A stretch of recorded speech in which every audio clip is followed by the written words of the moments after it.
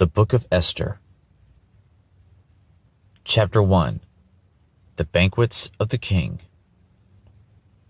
Now it took place in the days of Ahasuerus, the Ahasuerus who reigned from India to Ethiopia over 127 provinces. In those days, as King Ahasuerus sat on his royal throne, which was at the citadel in Susa, in the 3rd year of his reign he gave a banquet for all his princes in attendance, the army officers of Persia and Media, the nobles and the princes of his provinces being in his presence. And he displayed the riches of his royal glory and the splendor of his great majesty for many days, 180 days. When these days were completed, the king gave a banquet lasting 7 days for all the people who were present at the citadel in Susa, from the greatest to the least, in the court of the garden of the king's palace. There were hangings of fine white and violet linen, held by cords of fine purple linen, on silver rings and marble columns, and couches of gold and silver, on a mosaic pavement of porphyry, marble, mother of pearl, and precious stones. Drinks were served in golden vessels of various kinds, and the royal wine was plentiful according to the king's bounty. The drinking was done according to the law. There was no compulsion, for so the king had given orders to each official of his household that he should do according to the desires of each person. Queen Vashti also gave a banquet for the women in the palace which belonged to King Ahasuerus. Queen Vashti's refusal. On the 7th day, when the heart of the king was merry with wine, he commanded Mehuman, Biztha, Harbona, Bigtha, Abagtha, Zethar, and Carcass, the 7 eunuchs who served in the presence of King Ahasuerus, to bring Queen Vashti before the king with her royal crown in order to display her beauty to the people and the princes, for she was beautiful. But Queen Vashti refused to come at the king's command delivered by the eunuchs. Then the king became very angry, and his wrath burned within him. Then the king said to the wise men who understood the times, for it was the custom of the king so to speak before all who knew law and justice and were close to him, Karshena, Shethar, Admatha, Tarshish, Meres, Marsina, and Memucan, the 7 princes of Persia and Media, who had access to the king's presence and sat in the first place in the kingdom. According to law, what is to be done with Queen Vashti, because she did not obey the command of King Ahasuerus delivered by the eunuchs? In the presence of the king and the princes, Memucan said, Queen Vashti has wronged not only the king, but also all the princes and all the peoples who are in all the provinces of King Ahasuerus. For the queen's conduct will become known to all the women, causing them to look with contempt on their husbands by saying, King Ahasuerus commanded King Vashti to be brought into his presence, but she did not come. This day the ladies of Persia and Media, who have heard of the queen's conduct, will speak in the same way to all the king's princes, and there will be plenty of contempt and anger. If it pleases the king, let a royal edict be issued by him, and let it be written in the laws of Persia and Media so that it cannot be repealed, that Vashti may no longer come into the presence of King Ahasuerus. Let the king give her royal position to another, who is more worthy than she. When the king's edict, which he will make, is heard throughout all his kingdom, great as it is, then all women will give honor to their husbands, great and small. This word pleased the king and the princes, and the king did as Memucan proposed. So he sent letters to all the king's provinces, to each province according to its script, and to every people according to their language, that every man should be the master in his own house, and the one who speaks in the language of his own people.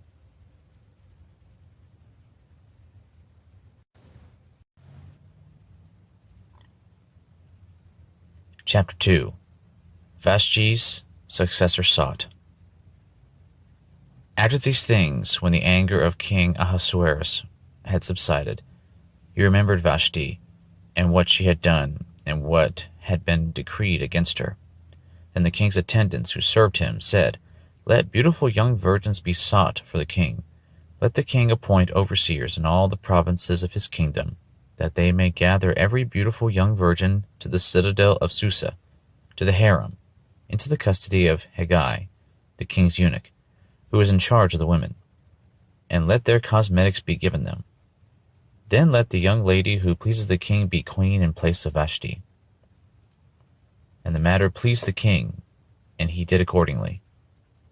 Now there was at the citadel in Susa a Jew, whose name was Mordecai, the son of Jair, the son of Shimei, the son of Kish, a Benjamite, who had been taken into exile from Jerusalem with the captives who had been exiled with Jeconiah king of Judah, whom Nebuchadnezzar the king of Babylon had exiled.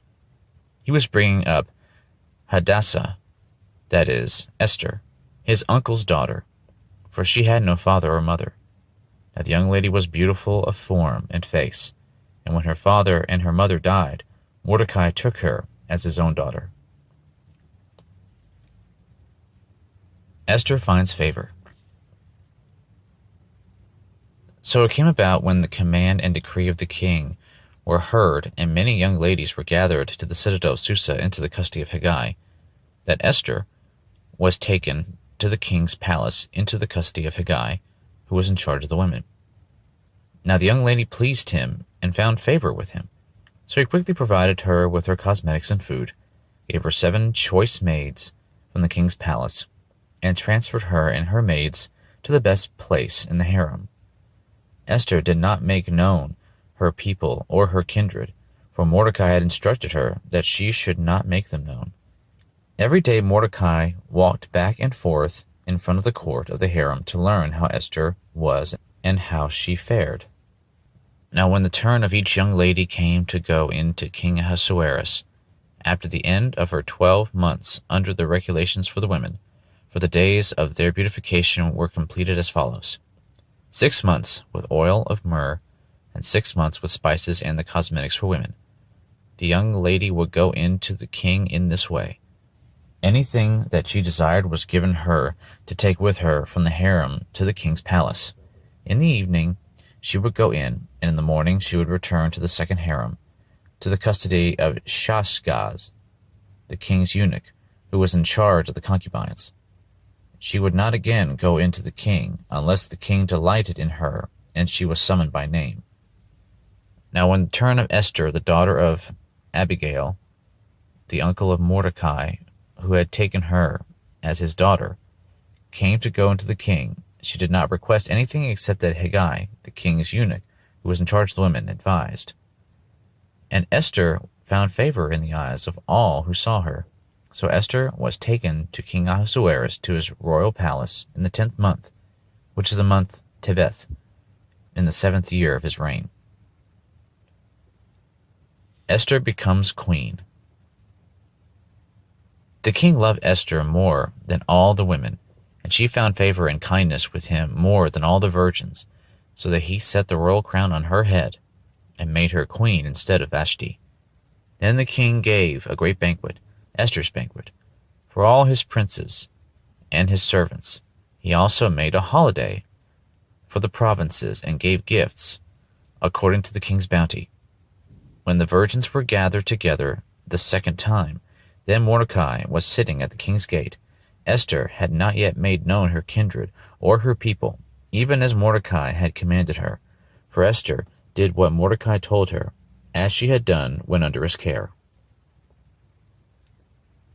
Mordecai saves the king. In those days, while Mordecai was sitting at the king's gate, Bigthan and Teresh, 2 of the king's officials from those who guarded the door, became angry and sought to lay hands on King Ahasuerus. But the plot became known to Mordecai, and he told Queen Esther, and Esther informed the king in Mordecai's name. Now when the plot was investigated and found to be so, they were both hanged on a gallows, and it was written in the book of the Chronicles in the king's presence. Chapter 3. Haman's Plot Against the Jews.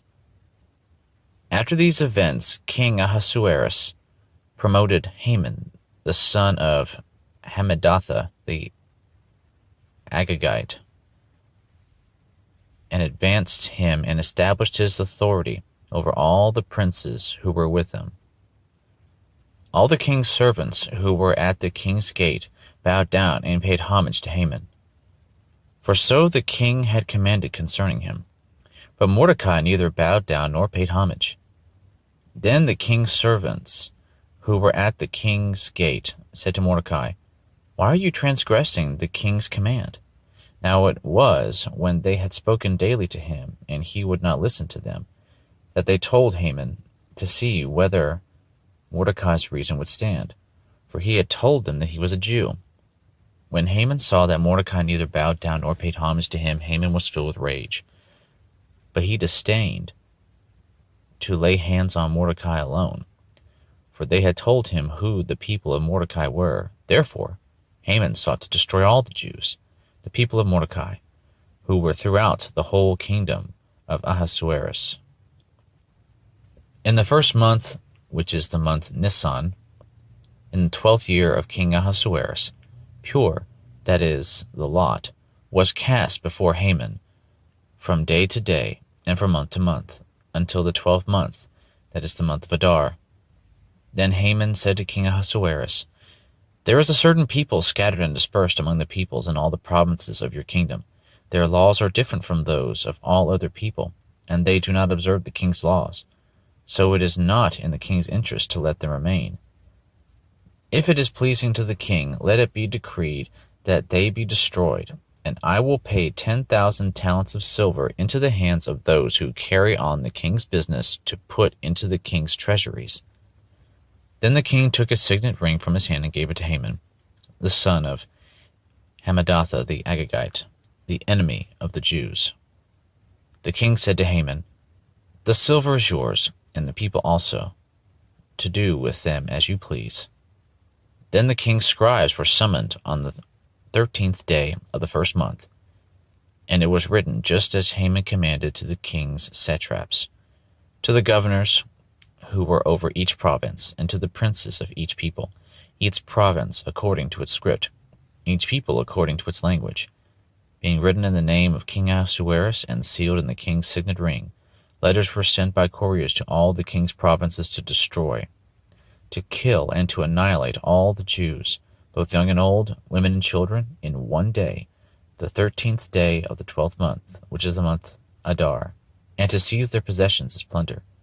A copy of the edict, to be issued as law in every province, was published to all the peoples, so that they should be ready for this day. The couriers went out, impelled by the king's command, while the decree was issued at the citadel in Susa, and while the king and Haman sat down to drink, the city of Susa was in confusion.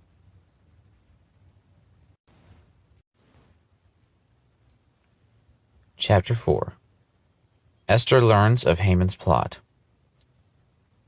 When Mordecai learned all that had been done, he tore his clothes, put on sackcloth and ashes, and went out into the midst of the city, and wailed loudly and bitterly.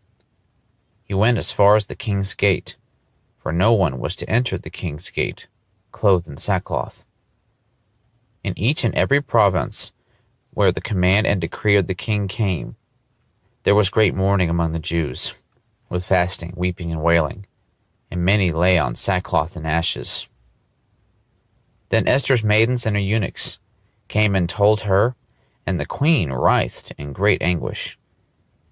And she sent garments to clothe Mordecai, that he might remove his sackcloth from him. But he did not accept them. Then Esther summoned Hathach from the king's eunuchs, whom the king had appointed to attend her, and ordered him to go to Mordecai to learn what this was and why it was. So Hathach went out to Mordecai, to the city square in front of the king's gate. Mordecai told him all that had happened to him, and the exact amount of money that Haman had promised to pay to the king's treasuries for the destruction of the Jews. He also gave him a copy of the text of the edict which had been issued in Susa for their destruction, that he might show Esther and inform her, and to order her to go in to the king to implore his favor and to plead with him for her people. Hathach came back and related Mordecai's words to Esther. Then Esther spoke to Hathach and ordered him to reply to Mordecai. All the king's servants and the people of the king's provinces know that for any man or woman who comes to the king, to the inner court, who is not summoned, he has but one law, that he be put to death, unless the king holds out to him the golden scepter so that he may live. And I have not been summoned to come to the king for these 30 days. They related Esther's words to Mordecai. Then Mordecai told them to reply to Esther, Do not imagine that you in the king's palace can escape any more than all the Jews. For if you remain silent at this time, relief and deliverance will arise for the Jews from another place, and you and your father's house will perish. And who knows whether you have not attained royalty for such a time as this? Esther plans to intercede. Then Esther told them to reply to Mordecai, Go, assemble all the Jews who are found in Susa, and fast for me. Do not eat or drink for 3 days, night or day. I and my maidens also will fast in the same way, and thus I will go into the king, which is not according to the law, and if I perish, I perish. So Mordecai went away and did just as Esther had commanded him.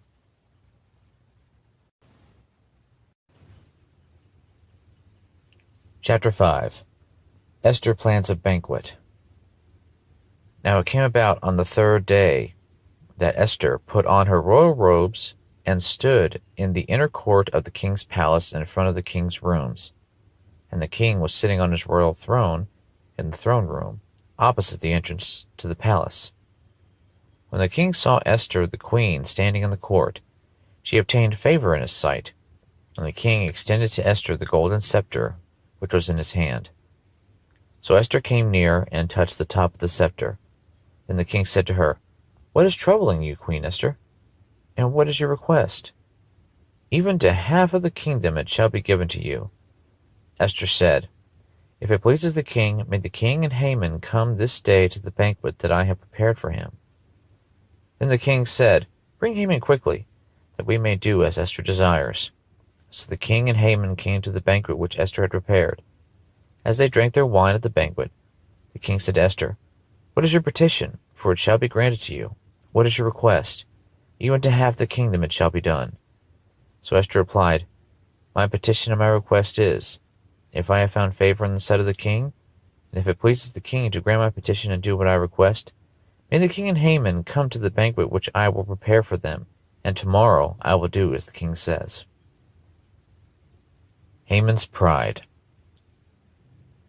Then Haman went out that day, glad and pleased of heart.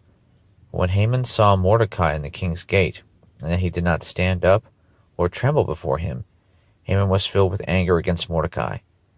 Haman controlled himself, however, went to his house, and sent for his friends and his wife Zeresh. Then Haman recounted to them the glory of his riches, and the number of his sons, and every instance where the king had magnified him, and how he had promoted him above the princes and servants of the king. Haman also said, Even Esther the queen let no one but me come with the king to the banquet which she had prepared. And tomorrow also I am invited by her with the king.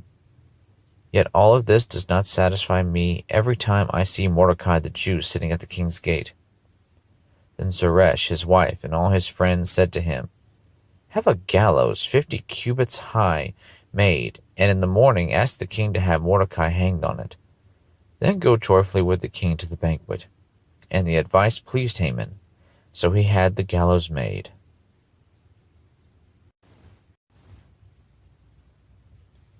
Chapter 6. The king plans to honor Mordecai. During that night the king could not sleep, so he gave an order to bring the book of records, the Chronicles, and they were read before the king. It was found written what Mordecai had reported concerning Bigthana and Teresh, two of the king's eunuchs, who were doorkeepers, that they had sought to lay hands on King Ahasuerus. The king said, "What honor or dignity has been bestowed on Mordecai for this?" Then the king's servants who attended him said, "Nothing has been done for him." So the king said, "Who is in the court?" Now Haman had just entered the outer court of the king's palace in order to speak to the king about hanging Mordecai on the gallows, which he had prepared for him. The king's servants said to him, "Behold, Haman is standing in the court." The king said, "Let him come in." So Haman came in, and the king said to him, "What is to be done for the man whom the king desires to honor?" And Haman said to himself, "Whom would the king desire to honor more than me?" Then Haman said to the king, "For the man whom the king desires to honor, let them bring a royal robe which the king has worn, and the horse on which the king has ridden, and on whose head a royal crown has been placed.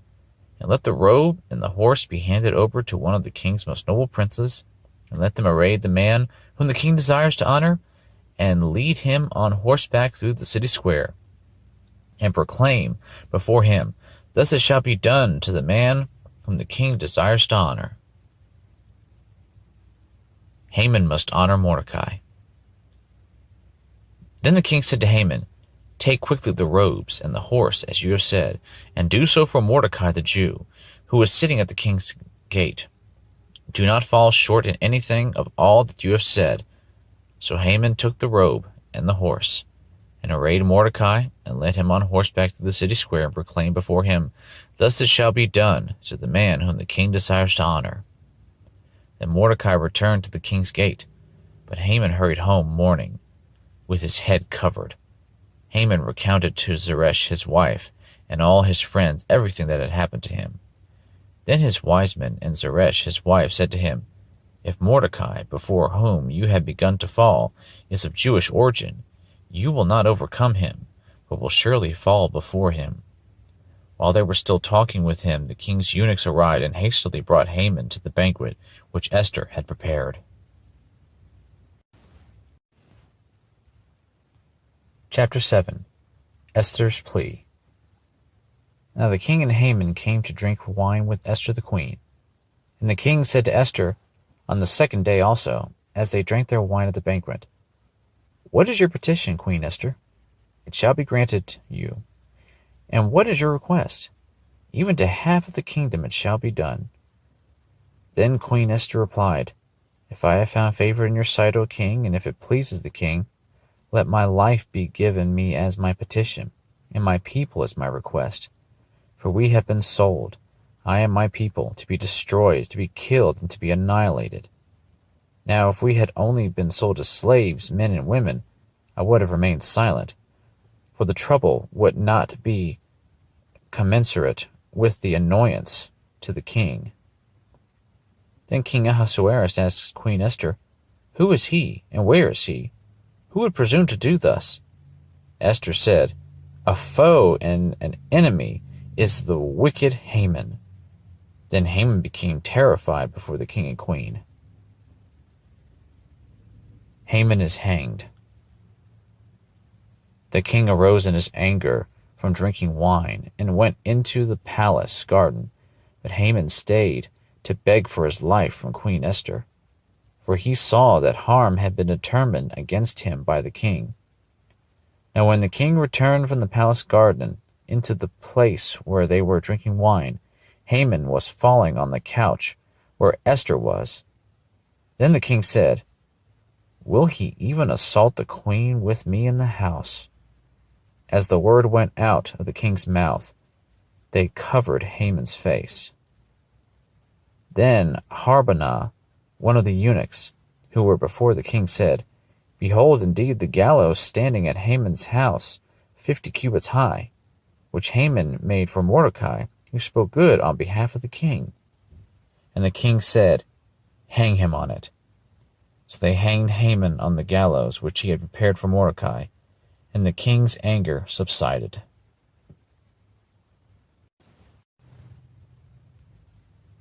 Chapter 8. Mordecai promoted. On that day King Ahasuerus gave the house of Haman, the enemy of the Jews, to Queen Esther, and Mordecai came before the king, for Esther had disclosed what he was to her. The king took off his signet ring which he had taken away from Haman, and gave it to Mordecai. And Esther set Mordecai over the house of Haman. Then Esther spoke again to the king, fell at his feet, wept, and implored him to avert the evil scheme of Haman the Agagite, and his plot which he had devised against the Jews. The king extended the golden scepter to Esther. So Esther arose and stood before the king. Then she said, If it pleases the king, and if I have found favor before him, and the matter seems proper to the king, and I am pleasing in his sight, let it be written to revoke the letters devised by Haman, the son of Hammedatha the Agagite, which he wrote to destroy the Jews who are in all the king's provinces. For how can I endure to see the calamity which will befall my people, and how can I endure to see the destruction of my kindred? So King Ahasuerus said to Queen Esther and to Mordecai the Jew, Behold, I have given the house of Haman to Esther, and him they have hanged on the gallows, because he had stretched out his hands against the Jews. The king's decree avenges the Jews. Now you write to the Jews, as you see fit, in the king's name, and seal it with the king's signet ring, for a decree which is written in the name of the king and sealed with the king's signet ring may not be revoked. So the king's scribes were called at that time in the 3rd month, that is, the month of Sivan, on the 23rd day. And it was written according to all that Mordecai commanded to the Jews, the satraps, the governors, and the princes of the provinces which extended from India to Ethiopia, 127 provinces, to every province according to its script, and to every people according to their language, as well as to the Jews according to their script and their language. He wrote in the name of King Ahasuerus, and sealed it with the king's signet ring, and sent letters by couriers on horses, riding on steeds sired by the royal stud. In them the king granted the Jews who were in each and every city the right to assemble and to defend their lives, to destroy, to kill, and to annihilate the entire army of any people or province which might attack them, including children and women, and to plunder their spoil. On one day, in all the provinces of King Ahasuerus, the 13th day of the 12th month, that is, the month Adar, a copy of the edict to be issued as law in each and every province was published to all the peoples, so that the Jews would be ready for this day to avenge themselves on their enemies. The couriers, hastened and impelled by the king's command, went out, riding on the royal steeds, and the decree was given out at the citadel in Susa. Then Mordecai went out from the presence of the king in royal robes of blue and white, with a large crown of gold and an arment of fine linen and purple. And the city of Susa shouted and rejoiced. For the Jews there was light and gladness and joy and honor, in each and every province and in each and every city. Wherever the king's commandment and his decree arrived, there was gladness and joy for the Jews, a feast and a holiday. And many among the peoples of the land became Jews, for the dread of the Jews had fallen on them. Chapter 9. The Jews destroy their enemies. Now in the 12th month, that is the month Adar, on the 13th day, when the king's command and edict were about to be executed, on the day when the enemies of the Jews hoped to gain the mastery over them, it was turned to the contrary, so that the Jews themselves gained the mastery over those who hated them. The Jews assembled in their cities, throughout all the provinces of King Ahasuerus, to lay hands on those who sought their harm, and no one could stand before them. For the dread of them had fallen on all the peoples, even all the princes of the provinces, the satraps, the governors, and those who were doing the king's business assisted the Jews, because the dread of Mordecai had fallen on them. Indeed, Mordecai was great in the king's house, and his fame spread throughout all the provinces, for the man Mordecai became greater and greater. Thus the Jews struck all their enemies with the sword, killing and destroying, and they did what they pleased to those who hated them. At the citadel in Susa, the Jews killed and destroyed 500 men. And Parshandatha, Dalphon, Aspatha, Paratha, Adalia, Aradatha, Parmashta, Arisai, Aradai, and Vaizatha, the 10 sons of Haman, the son of Hammedatha, the Jews' enemy. But they did not lay their hands on the plunder. On that day the number of those who were killed at the citadel in Susa was reported to the king. The king said to Queen Esther, "The Jews have killed and destroyed 500 men, and the 10 sons of Haman at the citadel in Susa. What then have they done in the rest of the king's provinces? Now what is your petition? It shall be granted you. And what is your further request? It shall also be done." Then said Esther, "If it pleases the king, let tomorrow also be granted to the Jews who are in Susa to do according to the edict of today, and let Haman's 10 sons be hanged on the gallows." So the king commanded that it should be done so, and an edict was issued in Susa, and Haman's 10 sons were hanged. The Jews who were in Susa assembled also on the 14th day of the month Adar, and killed 300 men in Susa, but they did not lay their hands on the plunder. Now the rest of the Jews who were in the king's provinces assembled to defend their lives and rid themselves of their enemies, and killed 75,000 of those who hated them, but they did not lay their hands on the plunder. This was done on the 13th day of the month of Adar. And on the 14th day they rested, and made it a day of feasting and rejoicing. But the Jews who were in Susa assembled on the 13th and the 14th of the same month, and they rested on the 15th day, and made it a day of feasting and rejoicing. Therefore the Jews of the rural areas, who live in the rural towns, make the 14th day of the month of Adar a holiday for rejoicing and feasting, and sending portions of food to one another. The Feast of Purim instituted. Then Mordecai recorded these events.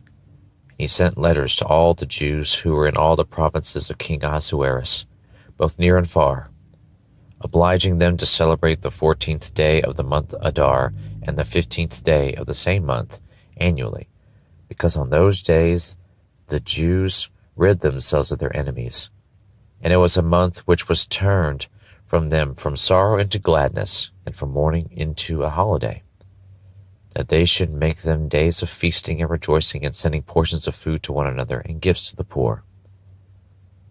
Thus the Jews undertook what they had started to do, and what Mordecai had written to them.